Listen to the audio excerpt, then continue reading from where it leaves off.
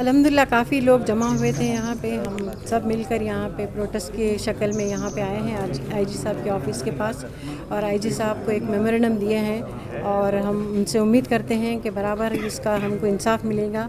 जे खामा नहा के जो आदिल के ऊपर जो जुल्म हुआ है उसके ख़िलाफ़ ये सब प्रोटेस्ट निकाला गया है।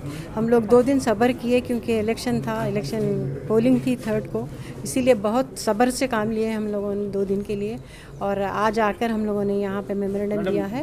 डिमांड क्या रखी है आपने आईजी साहब? इसका इन्वेस्टिगेशन होना, उनको सज़ा मिलना, इसकी यहाँ से इनका ट्रांसफ़र होना और इन्वेस्टिगेशन होना। उन्होंने जैसा कह रहे हैं कि मैं नहीं था वहाँ पे, पूरा इन्वेस्टिगेशन होना चाहिए क्योंकि हमारे पास है कि आप लोग पैसे बांट रहे थे कांग्रेस।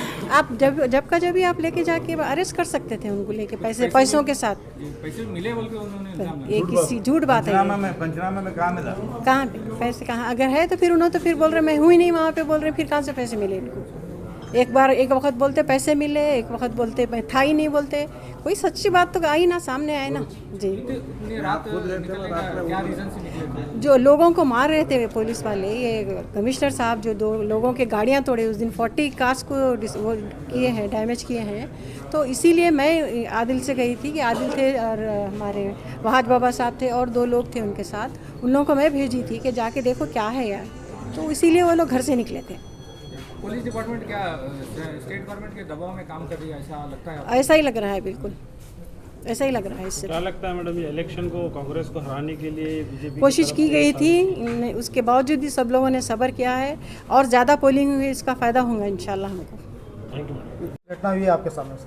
1 तारीख को रात के 2 बजे मैडम को फ़ोन आया, कहा गया कि दरगाह मुस्लिम चौक 7 गुम्बद पर पुलिस डिपार्टमेंट आकर नौजवानों को बेरहमी से मार रही है और व्हीकल को डैमेज कर रही है।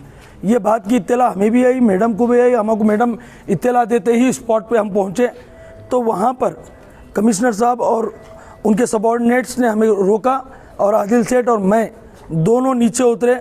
आदिल सेठ ने मुझे इंट्रोड्यूस कराया, साहब हैं, मेरे साथ 2 साथी थे, मुझे और मेरे साथियों को 2 आगे भेज दिया गया। उसके बाद में आदिल सेठ ये पूछना चाह रहे थे कि नमस्ते सर क्या हो रहा, बोल पूछने भी नहीं दिया गया। सिर्फ और सिर्फ बेदर्दी से, बेरहमी से, ख़तरनाक तरीक़े से मारा गया, सिर्फ मारा गया। और तकरीबन ये 15 से 20 मिनट तक इस तरह का मारा गया। उसके बाद में आदिल सेठ को, मैं उसका गवाह हूँ, उसके बाद में आदिल सेठ को लेकर गया।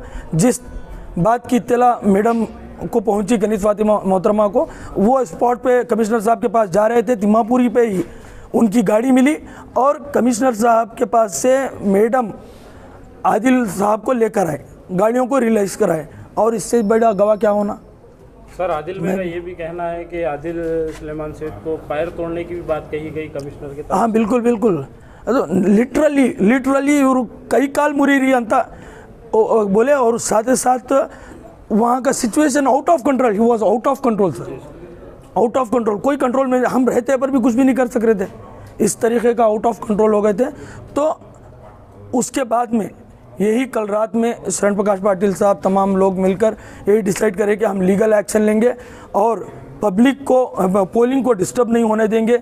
ये जो 55 वार्ड में, पूरे 55 वार्ड में कांग्रेस के फेवरेबल इंटेलिजेंस रिपोर्ट जो मिली, उसके बाद में ये तमाम चीज़ें होना स्टार्ट हुए। बाबा ये बताया जा रहा है कि कमिश्नर साहब ने तो इस तरह से घटना नहीं हुई बोल के भी बयान दिया है। झूठ है, एक जुमले में झूठ है।